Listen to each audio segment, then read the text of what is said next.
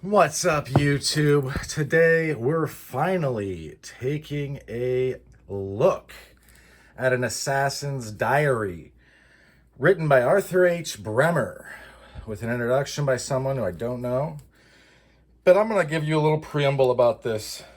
This is a book review, but it's also kind of a slice of Americana. Arthur Bremer was a troubled young man. He didn't really connect with society, probably for a lot of reasons. And during the course of his autobiographical texts, that I think they turned into a book to try to sell to the FBI. More on that later. You get to see a little bit of him. He tries hooking up with a hooker, kind of works, kind of doesn't. Very awkward. That's kind of reflected in the movie Taxi Driver. Taxi Driver is based off of this guy. The movie Taxi Driver, one of the greatest movies, if not the greatest movie ever. This gentleman, Arthur Bremer, had never been to combat. He was basically a young man kid. And he wanted to get at George Wallace, the last openly segregationist politician, not because he thought it was the right thing to do, but because he wanted to be famous. Says that throughout the text. There is no higher calling. It is simply that. And you see him kind of maneuver through different happenstance, different things. It's interesting that the New York Times grabs a hold of it and is like, we should put it together and sell it. I'm assuming it was, there's parts in this where he like laments not picking Hoover to kill. This is a really hard to get book, by the way. This is an extremely rare book and will cost you like 50 to 80 bucks if just entry level. I want a copy. Good copies, $300-400.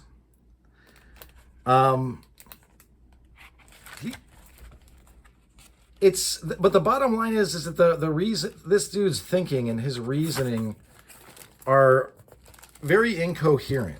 Like it doesn't really make sense why he's doing some of this. And there is a failed attempt that he makes on George Wallace. It's a pretty good read. Like I can see though why they let it go out of print, because it's like, and here I write self-aware, but also has delusions of grandeur. I'm as important as the start of World War I just need a little opening. So some obvious mental illness. Arthur Bremer ends up going to jail for a long time. When he gets to his first few parole hearings, he says things like, is it really a crime to shoot segregationist dinosaur politicians? That wasn't funny to anyone, and he got denied parole forever. George Wallace and his family were extremely Christian and forgave him, wanted him released. He also wrote to the governor. I'm sure that George Wallace did as well. And while he was in there, he was working the library, teaching people how to read. He eventually got out of there and explicitly told the press, I don't want to talk to anybody. Just leave me alone. And he paralyzed George Wallace, by the way. This is something that keeps reoccurring in this nation. I don't know if you guys have noticed that. I realize that it's easy to self-aggrandize, to have delusions of grandeur like this person did, and think where I'm at in the American experience, where I'm at in the experiment is totally unique. It is the worst. There's no way anyone has ever felt the pain that I feel now. I can almost guarantee you that it's still some of the best days of America, and I'm sure there's better ahead. I realize that the media, it whips nearly everyone up extremely easily, but unfortunately they're hucksters, and they're not really giving you a good scope historically, because this, like for instance, the guy that killed one of the guys that killed Lincoln, it wasn't the guy. I'm thinking actually of the extremely stocky dude who they had trouble hanging. I forget his name. But they were also, they were on fire for something, but they were also young men who kind of like, they were angry, but they didn't really have a plan, and what they were doing kind of didn't make sense. Granted, it did shake up the Union, but the Union just went on. It was post-win. of the Civil War. There's more examples. I realize everybody kind of leans away from Lee Harvey Oswald being the person that shot John F. Kennedy, but I'm almost positive it was him. He defected to Japan, and I think to China after that for a period of time from the Marine Corps. He was in Japan serving, and he served with somebody who went on to be one of the main people that pushed the Principe Discordia book, which was like a psychedelic hippie book. They're like, I mean, it's wild. It's wild where some of this stuff goes. But you have to remember that life doesn't make sense. There's no part of life that really makes sense. I get, maybe you have some sort of belief system that you put faith into, but according to the Bible, faith is believing in things not seen. That's a verse. I don't remember what verse. And I believe in things I can't see. So we kind of part there as far as that, if you're one of those people. But people also don't make sense. People are characters that are broken. They are stuck on past events. There's no reason for them to be stuck. They do things that don't make sense. They go against their own best interests.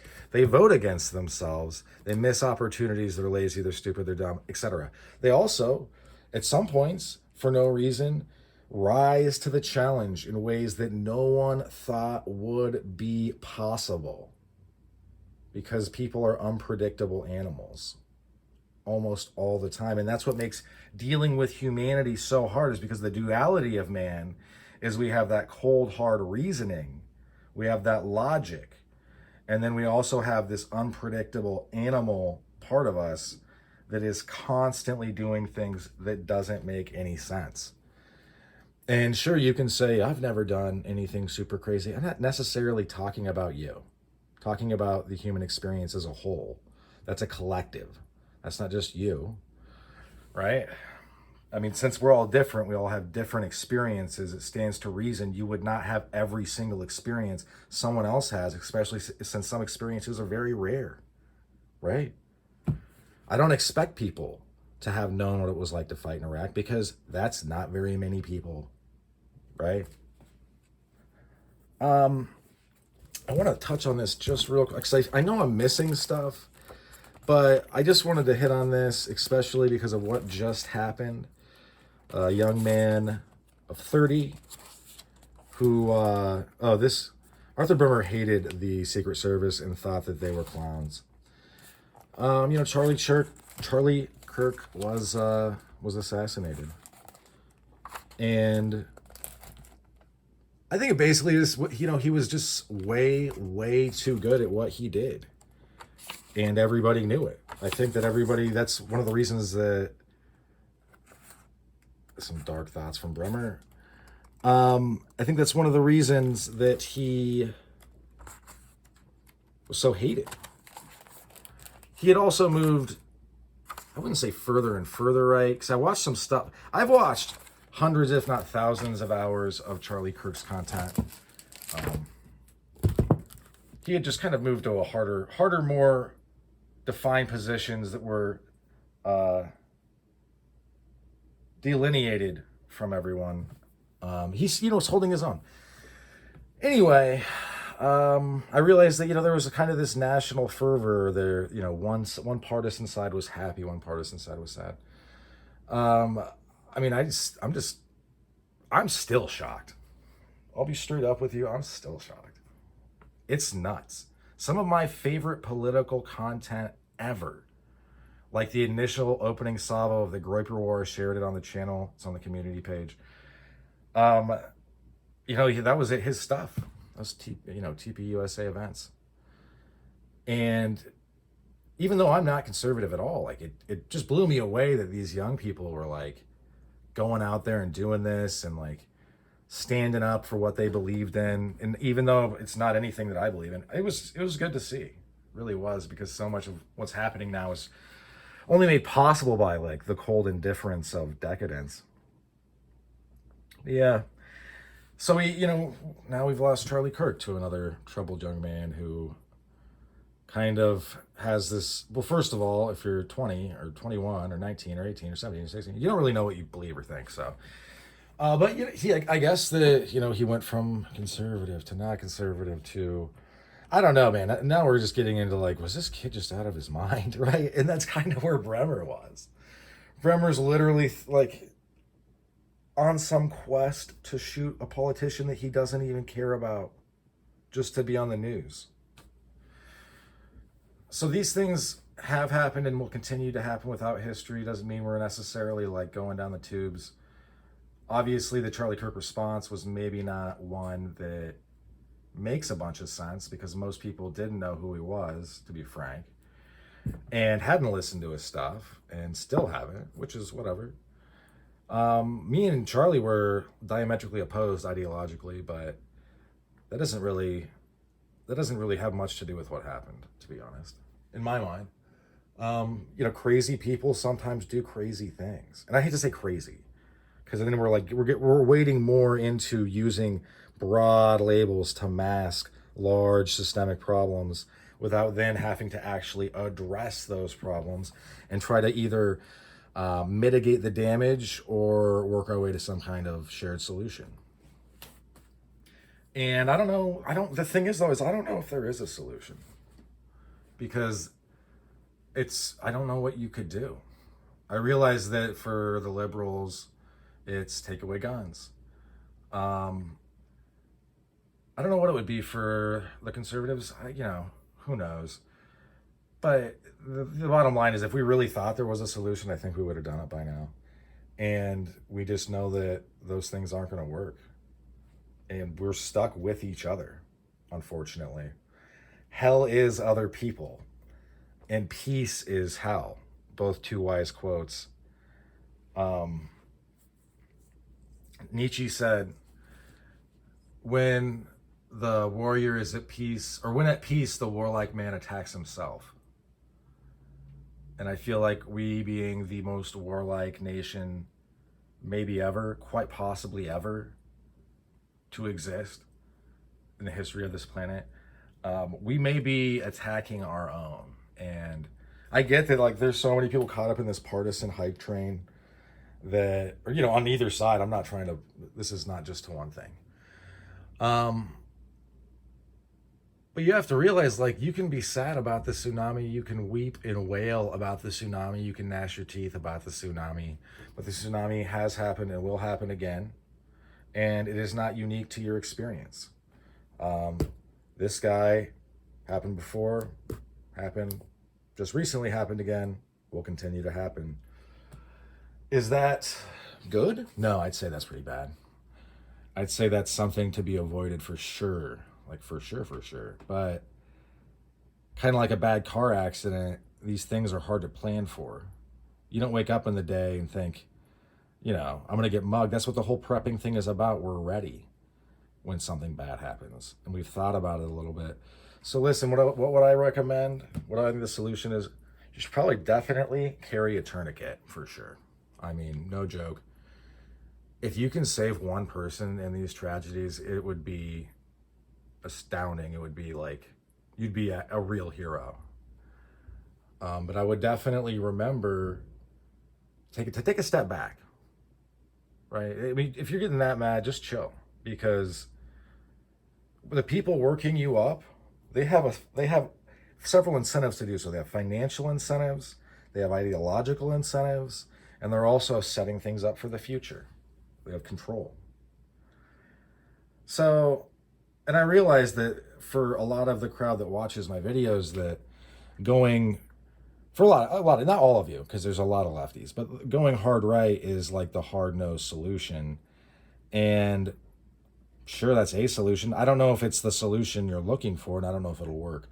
But you have to realize, I mean, you can either be a pawn or not. You can either take part in this culture war that ultimately you will sway almost none, or you can skip it. I mean, I politely give my opinions when pressed, but usually I'm just like, it's, why talk about something that, unless it's with my small peer group, and we're having beers, then obviously I speak my mind. But you know what I mean? I just get, it's, back in the day, people had very polarizing views, but they also, it was kind of a faux pas to be the person that was loud and obnoxious and constantly telling everybody, this is what's up.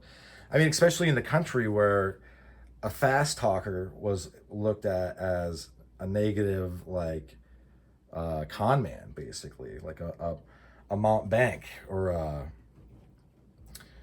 Monte Cristo. Was that one of them? They have several names for the people that scam. But yeah, I realize that this, it's sad. It's sad. And when you go through stuff like this, you realize these guys were pretty smart. They could have been anything. And they had a lot of guts and they had a lot of heart. And it didn't make sense what they did, and they probably regretted it. Except for the guy, I guess the most recent guy, he says he doesn't, whatever. I mean, this guy's making Moby Dick references in this book where he's talking about killing somebody for absolutely no reason, who he then paralyzes. If you haven't seen Taxi Driver, watch it. In any event, so Paul Schrader for this one. Thanks for sticking with me to the end.